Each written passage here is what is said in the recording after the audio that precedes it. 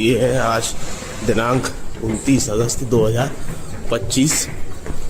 बाढ़ में घोड़े घूम रहे हैं। अगर ये किसी से जड्ड मार दें, किसी को हानि भी पहुंचा सकते हैं। ये हाल है झांसी के रेलवे हॉस्पिटल का। ये रेलवे हॉस्पिटल कम पशु हॉस्पिटल ज़्यादा है, कोई सुनवाई नहीं है। ये देखिए, इतना ही नहीं,